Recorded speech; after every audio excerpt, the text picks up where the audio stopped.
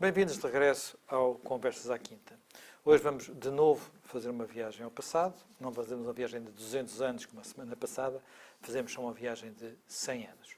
É que, a 6 de abril de 1917, os Estados Unidos, que tinham mantido uma posição diplomática independente durante a Primeira Guerra Mundial, acabaram por decidir entrar no conflito, em boa parte na sequência dos ataques submarinos às colunas de navios que atravessavam o Atlântico, pois havia alguma colaboração em termos militares, em termos de equipamento dos Estados Unidos com os aliados, na luta contra, a aliança entre Alemanha, a aliança central, os alemães e os austríacos, os impérios centrais. Portanto, essa entrada da guerra, para muitas pessoas, acabou por se tornar decisiva.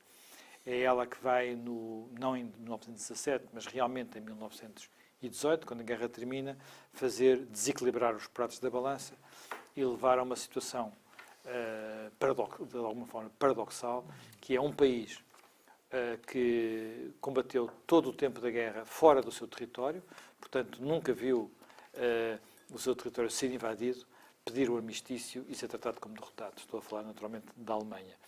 E que depois sofreu, em função disso, um acordo relativamente humilhante em Versalhes.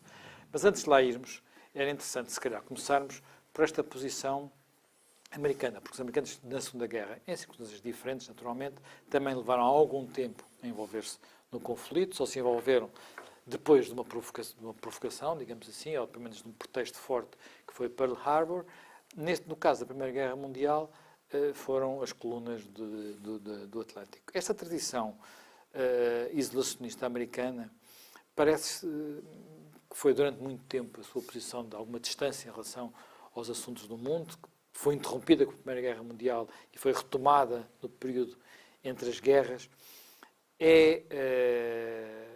Hoje não nos recordamos muito dela, porque no pós-guerra, a seguir à Segunda Guerra Mundial, praticamente os Estados Unidos têm sido a grande potência internacional, a polícia do mundo, a única potência capaz de estabelecer alguma ordem, enfim, e no tempo da Guerra Fria de fazer contraponto ao RSS. Jaime Gama, voltando um pouco a este período, há uma figura que tem, naturalmente, muito relevo nesta decisão, que é a figura do Presidente Wilson. Wilson é, inclusivamente, conotado nos Estados Unidos com uma linha, nas várias linhas que coabitam na política externa, como uma linha não só intervencionista, como intervencionista no sentido, não direi moralista, mas de promover a democracia, promover a paz, promover um certo idealismo na política externa. Isso foi assim muito importante na altura, ou foi realmente apenas uma questão de era preciso, já não se podia aguentar mais as provocações dos submarinos alemães, a eficácia dos submarinos alemães? Bom, as doutrinas e a formação do pensamento de Woodrow Wilson são até porventura anteriores a esses factos. Formado em ciência política, com grande base universitária, e, na verdade, os Estados Unidos, se quisermos, têm, em termos de relacionamento externo, dois grandes presidentes com políticas diferentes. Theodore Roosevelt, republicano, e Woodrow Wilson, democrata.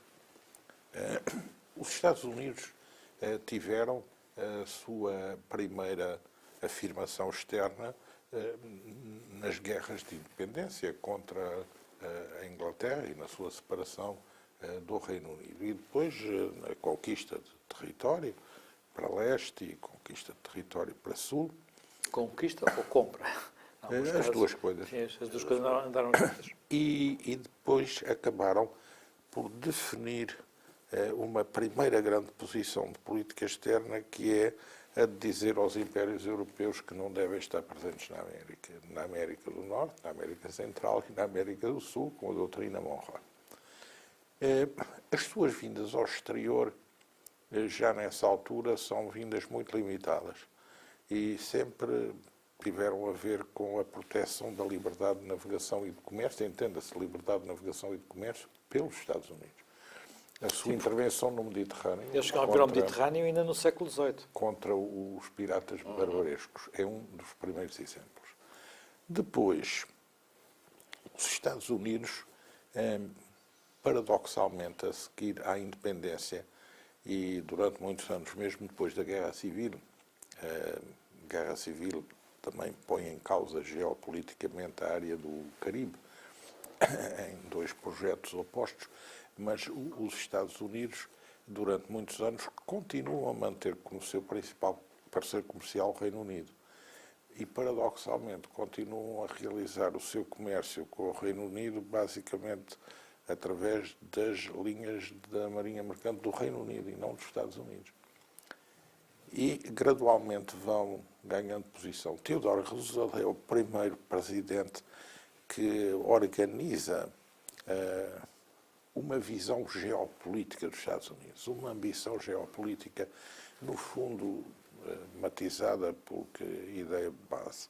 Os Estados Unidos vão ser, no futuro, o substituto do Império Britânico e, portanto, vão ser um país que está organizado para ter um papel no poder mundial e de organizador do poder mundial. E isso tem a ver com a construção muito interessante da relação externa dos Estados Unidos, porque os Estados Unidos abdicam de ter um modelo de controle mundial assente na posse e no fomento de colónias, porque esse foi o modelo do Reino Unido e eles têm um modelo alternativo, com o qual também querem conquistar aliados. Houve ali um momento, digamos, de quase hesitação, quando foi o conflito com a Espanha, o conflito de 88, em que eles ficam muitos anos nas Filipinas. Sim, aí. E fomentam a independência de Cuba. Sim, o Império Invisível.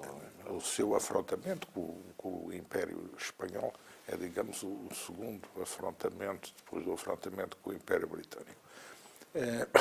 Woodrow Wilson tem a ideia de que deve haver uma ordem internacional baseada nos valores dos Estados Unidos e que essa ordem será tanto mais segura quanto o modelo de democracia dos Estados Unidos tiver a implantação à escala mundial.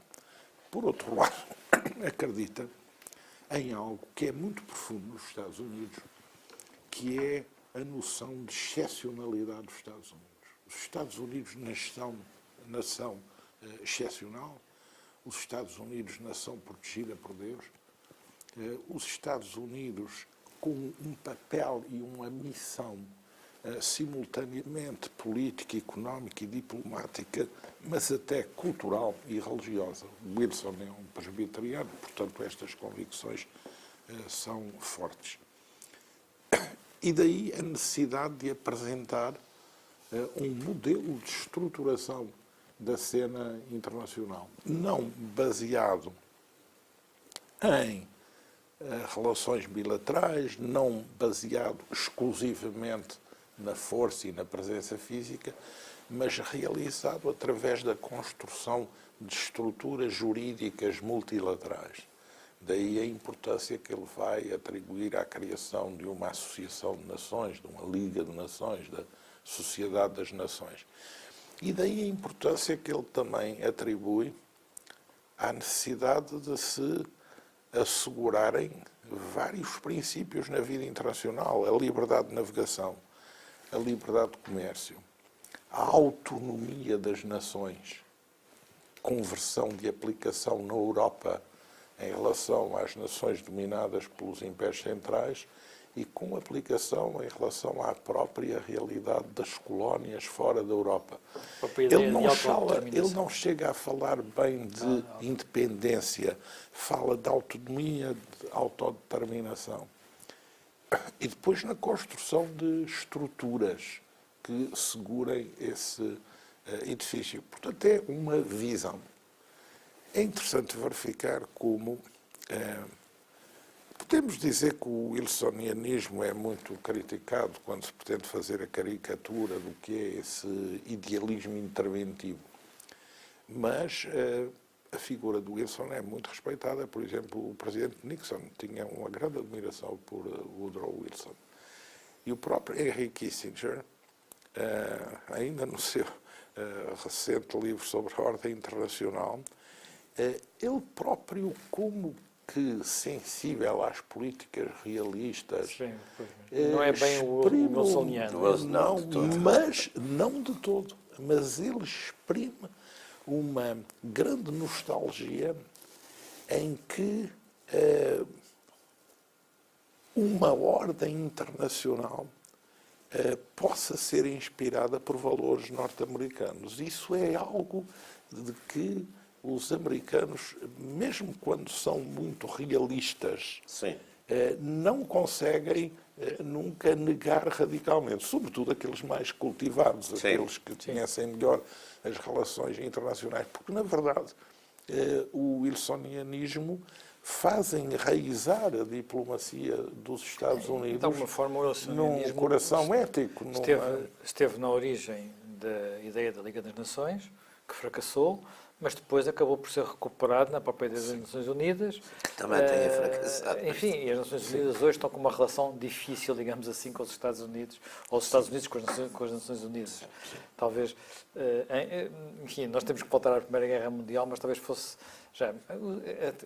que ao mesmo tempo que temos este impulso, há um impulso contrário, que é um impulso isolacionista, que fez com que mesmo depois de Pearl Harbor, por exemplo, na Segunda Guerra Mundial, houvesse jornais que até ao fim criticaram o Presidente Roosevelt por ter entrado na Segunda Guerra Mundial. Sim, é preciso ver que vamos lá ver, na Grande Guerra, eu penso que uma das coisas que é definitiva para o Wilson conseguir convencer o Congresso a ir para a guerra é, de facto, aquela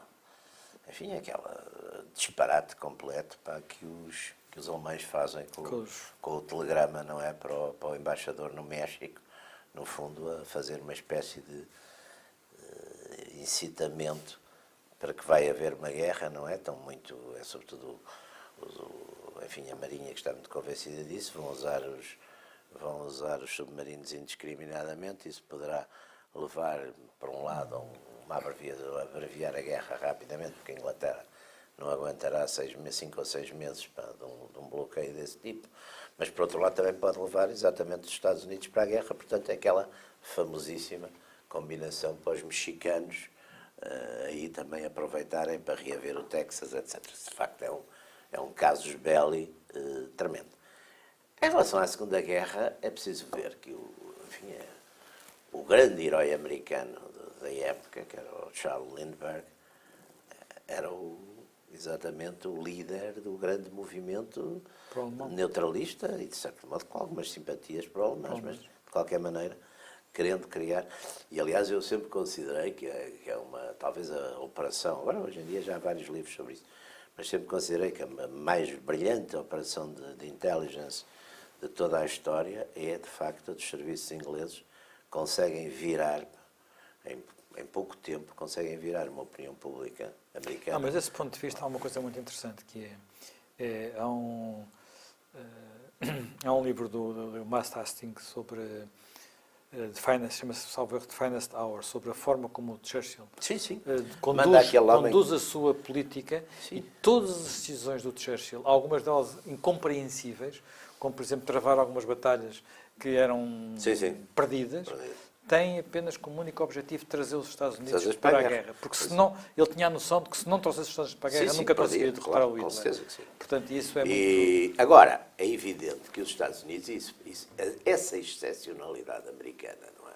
Essa excepcionalidade americana, por outro lado, também tem, de certo modo, a tal tendência, também pode inspirar, e inspira muitas vezes a tal tendência isolacionista. Aliás, o próprio texto da doutrina Monroe, não é? É muito interessante porque há uma espécie de separação ideológica, ou seja, o Atlântico, há ali uma linha a meio do Atlântico que divide, de certo modo, e o Monroe exprime-se com esses termos, um mundo dos bons, um mundo, digamos, constitucional, etc., do mundo europeu, que é o mundo das velhas tiranias, dos absolutismos, da opressão dos direitos humanos, etc., etc., etc. Portanto, esse lado maniqueísta, que, aliás, é é de facto muito forte também nessa excepcionalidade americana, portanto a ideia de que o resto do mundo vive muito entregue exatamente ainda à corrupção, às formas tradicionais, portanto há ali uma espécie de idealismo e progressismo que depois não é, quer dizer, que depois aparece, curiosamente, contrariado exatamente pelas escolas realistas que no fundo assumem que apesar de tudo os Estados Unidos têm que ter uma política externa como as outras. Aliás, eu acho que o Kissinger ficou sempre muito frustrado, digamos assim, porque quando ele tentou, na administração Nixon, impor uma real política americana, nomeadamente em relação ao Vietnã e à pacificação, viu depois que, de facto, numa democracia isso é muito complicado, porque é preciso convencer a opinião pública das coisas, não é? Portanto, talvez não portanto, haja nada mais... Ele era, vamos lá ver, ele, aliás, eu acho que... A forma como ele se alia à China contra a Rússia Exatamente. é real política. Mas o pensamento destes políticos que venham um bocadinho da teoria inicialmente, não é? É bom para a gente ver o verdadeiro pensamento deles, porque eles depois às vezes na política têm que ter algum cuidado. É ver os seus trabalhos teóricos e até os seus trabalhos, às vezes, os primeiros. E aquela tese dele, do World Restore, não é, sobre o Congresso de Viena, de facto ele aí exprime muito essa ideia, e ele aliás vai repeti-lo muitas vezes, ele vai dizer que qualquer ordem, mesmo uma ordem injusta, é melhor que a desordem, porque a desordem é sempre, enfim, leva à injustiça máxima, leva ao triunfo da força bruta. E, portanto, há sempre essa noção. E é preciso ver que também na tradição política americana havia uma tradição realista. O próprio, estamos a falar dele, do próprio Ted Roosevelt, no fundo é um clarissimamente um realista, que tem a noção de força, de que é preciso a força, o uso da força. Normalmente quem tem força é quem tem razão. Ele tem mesmo declarações até um bocado brutais, não é, sobre isso. Aliás, ainda há pouco tempo o Ferguson, Niall Ferguson, num artigo no American Interest, estava a dizer, mas com quem será que se parece o Trump? E ele diz, Trump, em algumas coisas, tem coisas de Ted Roosevelt. Portanto, alguma afirmação de Ted Roosevelt, que é, por um lado, é um certo isolacionismo, mas, por outro lado, é também essa ideia de uma projeção de poder e da força americana. Agora, o wilsonianismo ficará sempre com uma ideia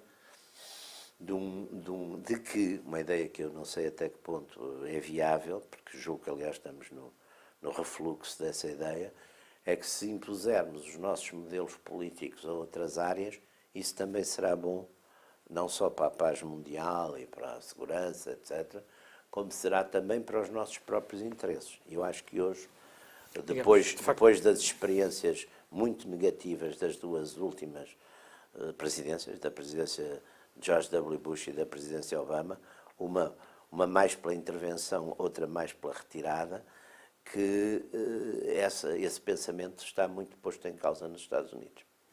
Antes de voltar a isso, quero regressar a 100 anos atrás. Quando os Estados Unidos entram na guerra, os impérios centrais ficam com a noção de que dificilmente a podem ganhar.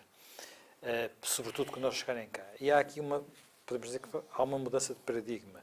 Até ao início da guerra, os impérios e as potências preocupavam-se com o manpower, o número de habitantes, o número de homens mobilizáveis para o exército. Os Estados Unidos nunca conseguiram mobilizar nada de parecido, até porque têm que atravessar o Atlântico, com o que mobilizavam, por exemplo, os russos, que tinham o mais numeroso dos exércitos, mas têm algo que, a partir da Primeira Guerra, é decisivo, que é a potência industrial. E isso vai fazer pender o prato da balança. É precisamente a guerra da traição, empatada no cenário da Primeira Guerra Mundial, que leva à noção de que não será na frente de batalha que verdadeiramente se fará o grande desequilíbrio a favor de um lado ou do outro. E a noção de que a base industrial que alimenta as indústrias de guerra é que é o coração do poder decisivo. É por isso, aliás, que os ingleses declaram um bloqueio à Alemanha para impedir a Alemanha de ter reabastecimentos extra-europeus. A Alemanha responde com a utilização de portos neutros Escandinávia, na Dinamarca e na Holanda, e também com o desenvolvimento da sua indústria e tecnologia química, que permite realizar produtos de substituição, desde o açúcar, por exemplo, até aos fertilizantes, muito importantes também esses produtos para a fabricação de explosivos.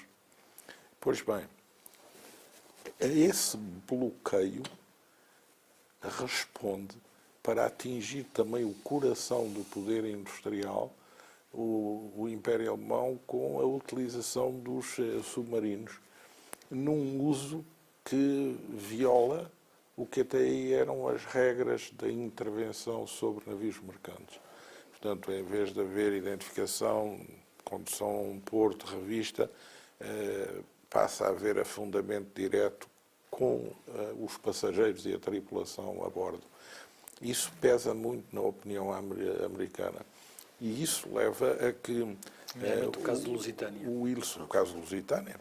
O presidente Wilson, que é relutante em relação à intervenção e que procura negociar uma solução, arbitrar com os alemães, e que tem também segmentos da opinião pública contrários a um alinhamento dos Estados Unidos com a Inglaterra, o caso das colónias irlandesas, das colónias alemãs dos Estados Unidos. Aliás, os Estados Unidos vêm para a Europa, não colocam as suas tropas sob comando britânico. Aceitam um comando francês, o general Pershing aceita ser comandado pelo Marshal Foch, mas nunca pelos britânicos, pelo general Haig. E demarcam-se sempre de uma relação próxima. Vai ser diferente na Segunda Guerra Mundial, mas na Primeira Guerra Mundial há essa imensa cautela. Na Segunda já são os americanos que mandam. Os americanos têm O Eisenhower comanda quando começa a intervenção e quando há a declaração para a intervenção, que é feita por Wilson, pede ao Congresso, os americanos têm 5 mil oficiais e 100 mil soldados. É uma força pequeníssima. Eles depois vão envolver na guerra, vão mobilizar mais de 4 milhões de soldados. Mas têm um dispositivo reduzido. E eles não têm experiência de combate. E vêm para a Europa, têm que fazer algum batismo de fogo, como que para treino em pequenos cenários. E têm muita falta de material de guerra, de armas pesadas, aviões, tanques, canhões. São os europeus que os fornecem. E, portanto, a presença americana e do contingente americano é muito necessária e importante. Porquê? Porque com a Revolução Soviética e com o armistício feito com a nova Rússia, os alemães conseguem recolocar na frente ocidental mais 44 divisões. Ludendorff reorganiza 44 divisões para a frente ocidental e umas também para reforço do Império Austríaco, que conduzem à derrota dos italianos em Caporetto. E o gap, o desnível de divisões entre França e Inglaterra de um lado e a Alemanha do outro favorece muito a Alemanha. De certa maneira, as divisões americanas, que aliás têm um número de homens que é o dobro das divisões continentais europeias, faz repor esse desnível. Os americanos intervêm sempre autonomamente no contexto da guerra. Escolhem um flanco a sul. Digamos, com isso, dão uma ajuda insubstituível a um campo aliado que não só não estava líquido, que fosse vencer a guerra, como até eventualmente a poderia perder. Nesse momento, 17 e 18 são anos decisivos. Digamos, antes ainda há uma grande ofensiva alemã no princípio de 18, Sim. precisamente para tentar, ainda antes dos americanos se instalarem, conseguir um avanço decisivo. E têm, de resto, chegam novamente ao Marne, portanto, perto de Paris, só que depois, mais uma vez, não conseguem dar o golpe fatal. Ter tirado fora de combate a Rússia com a política adotada por Lenin de sair do conflito, é um grande reforço que tem o Império Alemão, incalculável reforço, porque os seus aliados já estavam um pouco exaustos. A Turquia não estava a responder bem, porque os ingleses e os franceses tinham montado uma operação a partir do Médio Oriente, aliados aos árabes, e incentivando amotinações e revoltas árabes, e o Império Austríaco também estava em dificuldades em vários seus teatros. Portanto, é esse reforço dado aos alemães pela libertação das divisões alemãs que estavam na frente leste que vem desequilibrar a outra frente de batalha. E aí a chegada dos americanos é absolutamente decisiva. O Wilson, um multilateralista, sim, mas não nos esqueçamos que o Wilson é o presidente que faz a primeira grande intervenção exterior dos americanos na Europa. E que tem também que arguir politicamente no interior dos Estados Unidos essa opção. E que tem que enfrentar alguns adversários dessa opção. Mas é uma arguição feita na base de que vão defender a mesma civilização. E de que havia, apesar, enfim, disto parecer... Nós às vezes só pensamos na Alemanha de Hitler. Sim, a Alemanha coisa não é um Estado constitucional. É um Estado constitucional menos autoritário. Tinha um parlamento, mas também a Rússia que estava do mas lado.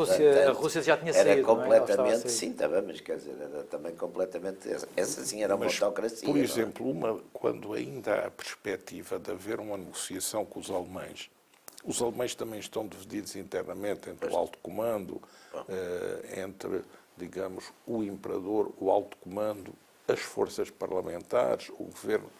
Mas quando ainda se pensa na hipótese de haver uma negociação, pois bem, uma das condições que é posta por Wilson é de que era absolutamente imperativo que o regime político alemão mudasse. Claro, e aliás é ele que depois insiste em julgar o Kaiser. Um novo primeiro-ministro. Há muita coisa. O controle pelas instituições estatais do alto comando alemão. Tudo isso é uma questão que é posta pela pressão do Wilson.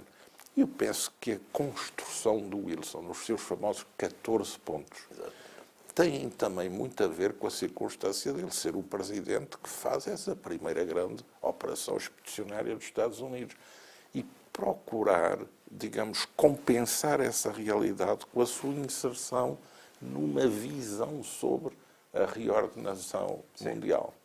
É certo que ele depois vem a ser derrotado porque os Estados Unidos depois não aprovam. Não aprovam a Sociedade que os Estados Unidos sejam membros da Sociedade das Nações, que os Estados Unidos inventaram. Mas diz-se que isso foi um lastimável caso de má relação entre Wilson e Cabot Lodge e o Senado, e tudo isso correu mal. A ideia de julgar o Kaiser, quer dizer, até aí, não é? Até aí, as guerras, quando acabavam, quer dizer, a ideia de criminalizar foi uma ideia também muito wilsoniana que os franceses e a exigência de jeito. Compensações no caso de Alsácia e Lorena. Exatamente. Os franceses davam-lhes muito jeito isso por outras razões. Agora, a coisa ideológica, digamos, portanto, Wilson, aquela ideia de que há uns Estados maus, há uns povos maus e uns Estados maus, tudo isso acabou por ser um bocado uma desgraça, porque acabou, enfim, com o jus público europeu, que era um direito. E depois vai dar, de facto, os tais Estados maus com a Segunda Guerra Mundial. Mas veio muito... Mas, por exemplo, que avaliação é que faz da participação do Wilson e da diplomacia americana em Versailles? Pois é isso. Eu acho que aí há uma fortíssima... Quer dizer, dentro... Vamos lá ver. A ideia de tratar, a ideia de criminalizar a Alemanha, a ideia que depois, de certo modo, os americanos também se afastam um bocadinho disso, mas o mal estava feito, e os franceses, e a direita francesa, curiosamente, com o Poincaré, etc., querem, de facto, pôr ali, aliás, o mesmo que a Alemanha lhes queria fazer, não é? Porque um dos planos da Alemanha também anteriores era exatamente a França ter que pagar umas tais indemnizações que durante 15 ou 20 anos não pudesse pensar em armamentos. Portanto, essas ideias, quer dizer, umas que são, digamos, um realismo excessivo e punitivo, quer dizer, o realismo nunca é punitivo, mas um realismo excessivo ditado por questões de, digamos, de domínio e de enfraquecer o inimigo, etc. Mas, portanto, mais uma espécie, em meu entender, de realpolitik estúpida, porque a realpolitik tem que se viver com o ex-inimigo, passa a ser o amigo, pode ser o amigo do dia seguinte, quer dizer, a guerra acabou. Portanto, essa coisa preventiva normalmente é péssima. Mas, por outro lado, a ideia ideológica, quer dizer, que vem muito com esse peso todo também religioso, presbiteriano, etc., de que há uns Estados maus, que há uns povos maus, que há uns governantes naturalmente maus e é preciso pô-los na ordem, essa ideia acho que foi uma desgraça, porque foi a ideia que depois, com a humilhação da Alemanha, com a tutela sobre a Alemanha, levou, evidente, uma criatura como Adolf Hitler ao poder, como se não tivesse sido Adolf Hitler, era capaz de ser outro parecido. Só que este talvez tenha sido pior que os outros possíveis. Porque, de facto, a Alemanha, e ao mesmo tempo deixando a Alemanha intacta do ponto de vista, de certo modo, enfim, da sua população, da sua economia, etc. Portanto, que ela rapidamente... A economia com umas tutelas... Sim, mas estava lá, mas apesar de tudo estava lá. E claro que depois, criando com as sucessivas humilhações impostas na ocupação do Ruhr, os franceses, por exemplo, puseram os senegaleses, que foi mais uma coisa para humilhar profundamente os alemães, e os alemães queriam ali todo aquele espírito anti-Weimar, quer dizer, aquele caldo de cultura que se vê muito, mesmo na própria literatura da época, vê-se muito no von Salomon e noutros, vê-se que há ali há uma profunda revolta nacional alemã, que tanto podia ter dado exatamente para uma linha mais conservadora, mais realista, como podia ter dado, como deu, acabou por dar para uma linha, digamos, de nacionalismo mais radical, mais impregnado por fenómenos racistas, por identitários já numa linha de grande radicalidade ideológica e, portanto, enfim, depois tivemos o que veio a seguir.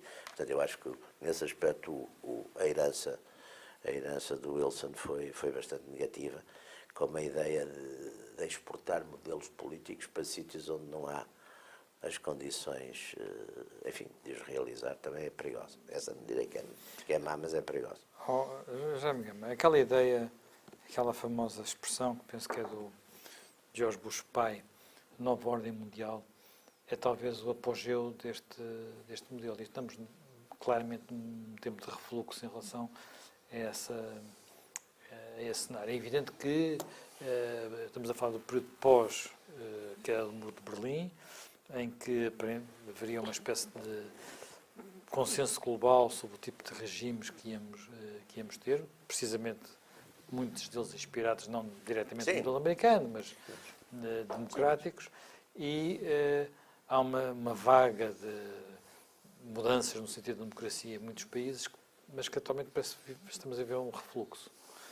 E um refluxo que faz também sentido dentro dos Estados Unidos.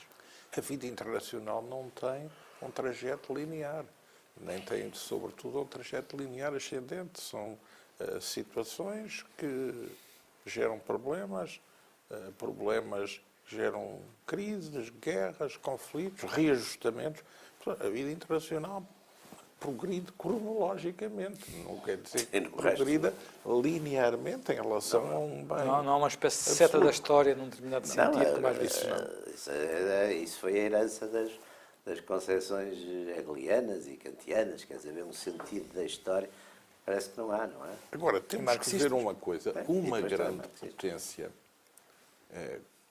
como é, por exemplo, os Estados Unidos, concorrente do Império Britânico, que aliás tinha combatido com eficácia,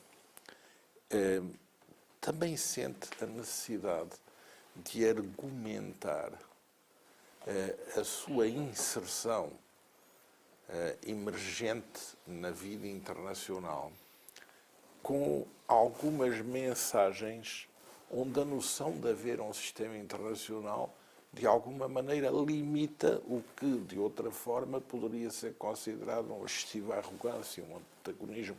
Portanto, quando uma potência como os Estados Unidos fala em ordem internacional, o que está ali é o desdobramento em termos de diplomacia pública, se quiser, de um objetivo por forma a que ele possa ser bem entendido, gerar menos controvérsia. A União Soviética fez algo idêntico. A China faz algo idêntico. A União Europeia tenta e não consegue fazer algo parecido. Mas tem que se entender que um grande poder sente a necessidade não só de agir com factos, mas também de atuar com a propositura da criação de algumas políticas gerais, de algumas estruturas gerais, e isso é também uma constante da vida internacional. Claro, se há tensão, se há conflitos, essas estruturas que foram definidas na ordem precedente, que não são capazes também de debelar toda essa aparição de imponderáveis, também são postas em causa, são checadas, são erosionadas. A realidade atual atravessa um período dessa ordem. Onde, aliás, digamos, se quisermos, o país mais gerador de arquitetura multilateral é o país que lidera a crítica a essas organizações. Com uma mudança de política interna, exatamente. É a mesma coisa, se você quiser, que o Império Soviético, dirigido por um liberal-democrata, o Vaticano, dirigido por um ateu. O Império Soviético colapsou exatamente porque apareceu à frente do Império Soviético um homem que não acreditava, no fundo, nas regras do Império Soviético. E agora? Temos à frente do Império Americano um homem que não acredita nas regras do Império De Americano. certo modo, pelo menos nessas regras. Quer dizer, temos um homem que declarou carrément, foi uma das coisas primeiras, logo a seguir à sua eleição, foi que não mais os Estados Unidos iam meter-se, digamos, intempestivamente na política de países dos quais sabiam muito pouco ou quase nada, para a tornar ainda pior que o que já estava. Penso que ele se referia exatamente um bocadinho. Era a crítica às chamadas primaveras árabes. Que esteja a praticar isso. Não, mas tem está a informação de que, praticar. por exemplo, que há um maior envolvimento na procura de uma solução, enfim, militar, ou um maior envolvimento militar na Síria e no Iraque, nas últimas semanas, e que, Sim, aliás, isso aí, ajudou, aliás, alguns isso aí avanços. não é meter-se, isso já estavam, nunca deixo, já foram metidos e agora talvez seja procurar uma solução também um bocadinho para poder sair. Quer dizer, eu penso que a crítica é evidente que o Presidente Trump é sempre um homem que está muito focado sempre, por um lado, na polémica, quer dizer, não larga a polémica, e por outro lado também acentua sempre as questões de divisões de política interna e está constantemente, como a gente diria, quase a bater no ceguinho, quer dizer, está a bater no presidente que já deixou, está a bater nas políticas. Está a referir-se de Bush, a uma coisa que é, houve um ataque químico na Síria. Esse ataque químico poderia ter levado a uma reação mais forte dos Estados Unidos, e o que houve foi: a culpa não é minha, a culpa é do presidente que cá esteve antes. Pois, aliás, porque o presidente que lá esteve antes tinha dito que quando houvesse um ataque químico que intervinha, as tais famosas linhas vermelhas, e não interveio coisa nenhuma. Quer dizer, na altura os russos arranjaram ali uma... E agora voltou a haver um ataque químico e volta a não haver intervenção, e para todos os efeitos os russos é que estão no terreno. Não, e os russos acabaram ali por fazer uma... Quer dizer, os russos tinham ali já falamos aliás aqui longamente nisso, os russos tinham ali um único aliado naquela zona e uma única posição, que também para eles era única, estratégica ali no Porto, uma facilidade portuária, aeroportuária ali no Mediterrâneo. E, portanto, encarniçaram-se a defender isso, quer dizer, não têm muitos aliados, querem provar que defendem os seus aliados. Claro que os Estados Unidos têm, como têm muitos aliados, vê-se aflitos se quiserem proteger e defender todos os seus aliados. Os russos, por acaso, ali só tinham aquele, não é? E aguentaram. O facto é que neste momento, hoje, já praticamente toda a gente tirou a ideia de tirar o Assad da Síria, é uma ideia que já passou para as calendas, assim discretamente foi desaparecendo. Quer dizer, hoje já toda a gente, mesmo os seus mais fortes inimigos, dizem que tem que haver uma linha de solução e transição. Portanto, mas esse ponto é interessante, quer dizer, até que ponto temos hoje um presidente que, de certo modo, podia ser considerado un-American, no sentido pouco americano, quer nesse sentido da excepcionalidade. Ele mantém um bocadinho a ideia retórica da excepcionalidade. Aliás, quando ele diz que as nossas instituições são boas para nós, mas talvez não sejam para os outros, é uma forma também de completar a excepcionalidade. A excepcionalidade, nós somos excepcionais, não temos que ir impor a excepcionalidade aos outros. Agora, eu julgo que é... Até porque há coisas neste nacionalismo, entre comas, do Donald Trump, há coisas muito curiosas que lembram muito mais, às vezes, aspectos do nacionalismo, aspectos até económicos, retóricos, mas sei que também parte deles são retóricos, mas protecionismo, reindustrialização, lembram muito mais o nacionalismo tradicional europeu do princípio do século passado, não é? Que propriamente as próprias teorias americanas sobre isso, não é? Portanto, há de facto, é um período, eu acho que é curioso, eu não sou muito dos números, mas acho que é muito interessante que seja no centenário do princípio de tudo isto, ou seja, no centenário do ano da Revolução Russa e Soviética, que todas estas mudanças também se estejam a dar. É curiosíssimo, não é?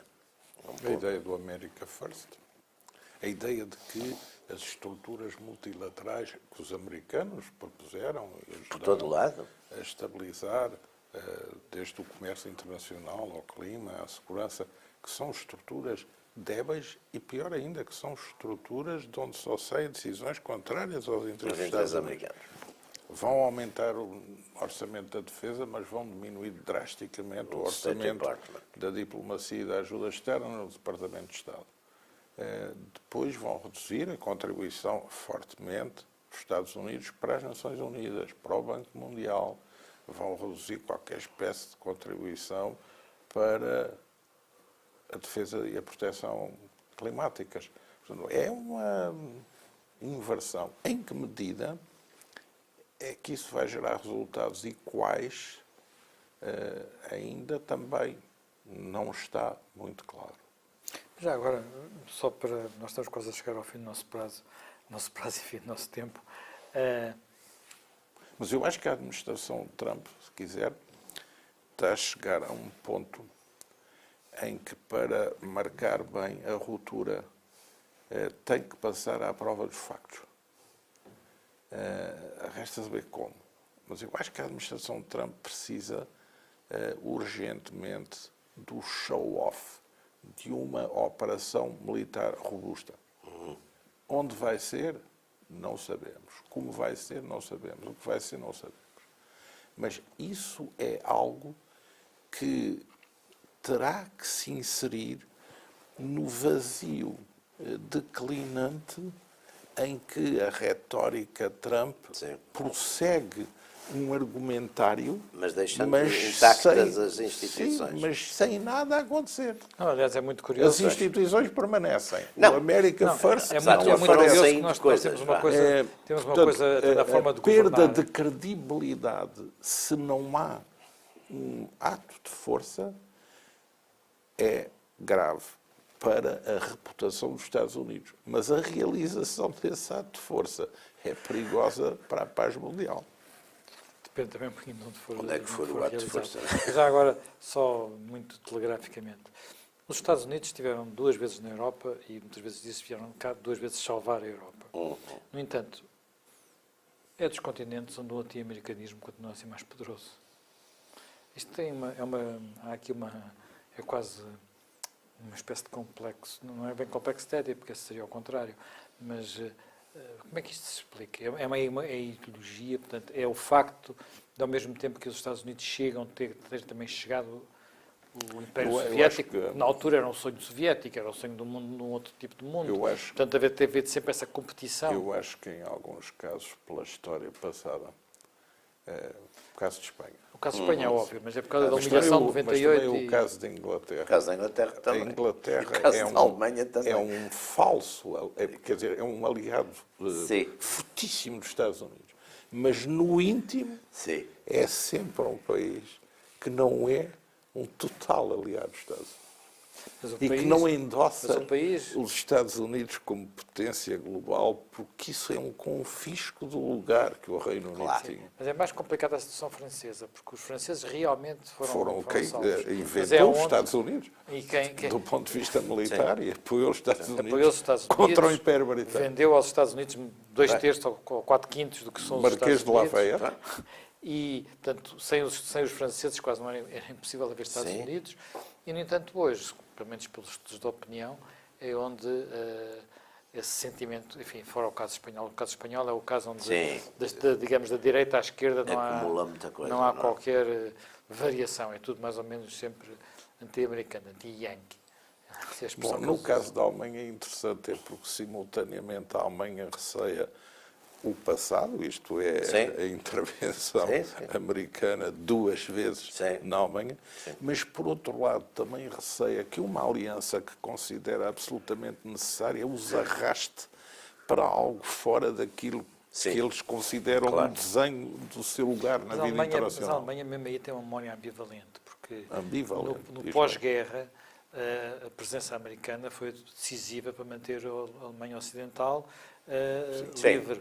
E há momentos que iconicamente são muito fortes, como o ponto aéreo para Berlim, por Sim, sim, exemplo, sim. e que não era possível sem os americanos. Portanto, há Sim. uma memória Sim.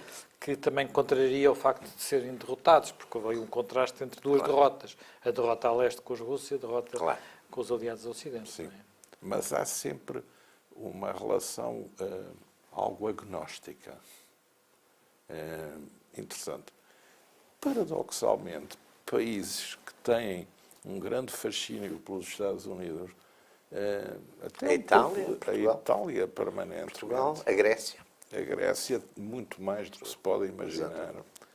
Portugal, porque não tem um conflito histórico e porque pela imigração Exatamente. tem uma relação Mas muito Mas isso é uma fluida coisa, com os que Estados Itália Unidos. e Grécia têm A tantos Irlanda, imigrantes lá. porque é parte Irlanda, da formação claro, dos Estados Irlanda, Unidos. claro. Mas quem é mais interessante, do meu ponto de vista, são os países nórdicos.